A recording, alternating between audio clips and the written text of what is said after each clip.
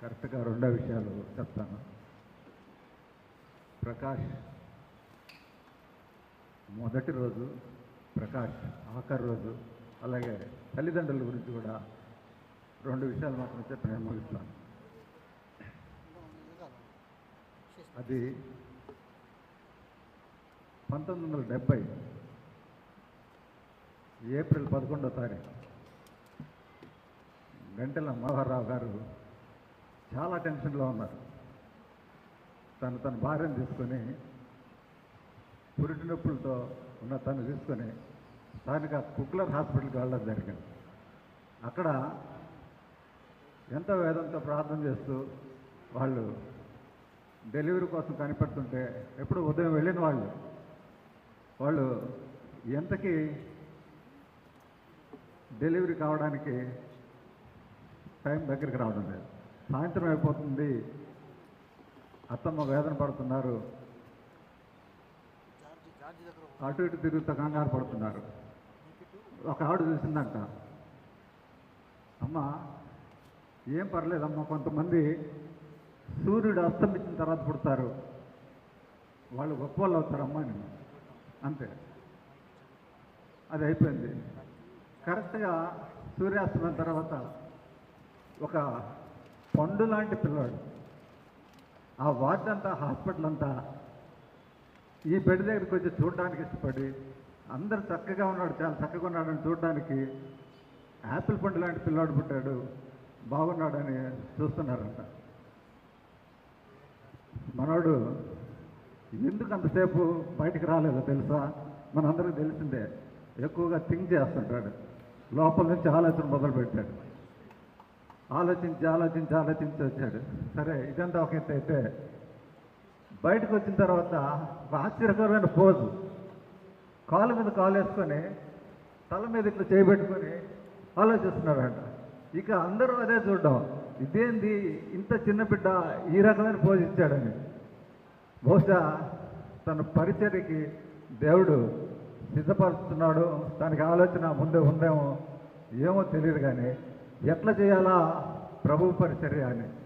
ఇక మామగారు, తండ్రి మామయ్య చాలా సంతోషపడి, అమ్మో వీడు చాలా గొప్పవాడు అవుతాడంటే అందరూ చెప్తున్నారు, హృదయం ఒక చెప్తుందంటే ఆ వార్త ఎంత తిరిగినా కానీ ఎవరు లేరు, ఆమె కనపడలేదంట. అది అట్లా వస్తే మామయ్య పేరు గంటల మనోహర్ గారు, కన్నవారి తోటలో బాబురాజు అంటే అందరికి బాగా ఫెమిలియర్ నేమ్. అయితే చిట్టిగా ఉన్నాడు, వాడికి చిట్టిరాజు అని పేరు పెడతా ఉన్నాడు. ఏమంటా రాజు అని పెట్టాడు, కానీ రాజులకు రాజు రాజ్య సువార్త చెప్పడానికి ఈ ప్రకాశించాడు సూర్యాస్తమం తర్వాతనే అటువంటి పేరు పెట్టడం జరిగిందేమో. అయితే వీడు చాలా గొప్పడు కదా, మనకందరికీ తెలుస్తున్న పేరు ప్రకాష్ అని.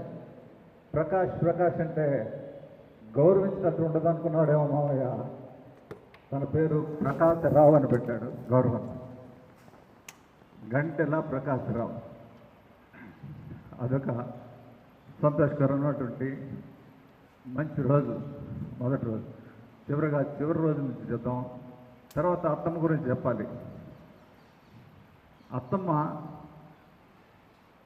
తనకి ఆధ్యాత్మిక గురువు, పూర్తిగా తన్ని ప్రభువులో మలిచిన గురువు, ప్రభువుని పూర్తిగా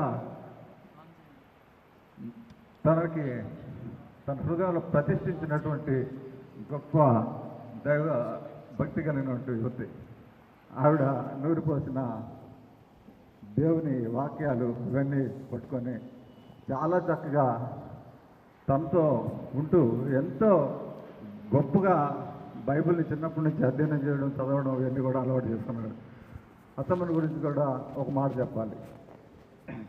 ఒకసారి సీజర్ సెంట్రల్ యూనివర్సిటీలో సువార్త చేయడానికి, అంటే బైబిల్ స్టడీ తీసుకోవడానికి వెళ్ళాడు. వెళ్తే అక్కడ చాలా వ్యతిరేకత ఉంది. వ్యతిరేక శక్తులన్నీ కలిసి ప్లాన్ చేసి ఈరోజు ఎట్లయినా కొట్టాలి, ఈరోజు ఎట్లయినా తన్ని రౌండ్ చేయాలనుకున్నారు. చాలా కష్టపడతాను వెళ్ళాడు. వాళ్ళందరూ ఉన్నారు, చక్కగా ప్రొటెక్ట్ చేశారు, భవిష్యత్తు తీసుకున్నాడు. వచ్చే టైంకి అందరూ తన్ని తరుముకొని చాలా భయంకరమైన పరిస్థితుల్లో తన్ని అటాక్ చేయడం జరిగింది. తను చాలా కంగారు పడిపోయి అమ్మో చంపేస్తారేమో అన్నట్టు అంత దీంట్లో చాలా హడావుడిగా ఇంటికి వచ్చేసి గుంటూరుకు ఫోన్ చేశాడు. మమ్మీ ఈరోజు ఇట్లా జరిగింది, నాకు భలే భయం వేసింది, వాళ్ళందరూ అటాక్ చేశారంటే. నాయన ఏంది నాయన అట్లా అంటావు, హతసాక్షి అయితే అంతకంటే కావాల్సింది ఏముందిరా, హతసాక్షులుగా ఉండాలిరా, హతసాక్షులకు పోతే అంతకంటే ధన్యత ఏముందిరా, దేనికిరా నువ్వు లోకానికి భయపడతావని చెప్పినటువంటి తల్లి. అటువంటి గొప్ప పెంపకంలో తను పెరిగాడు.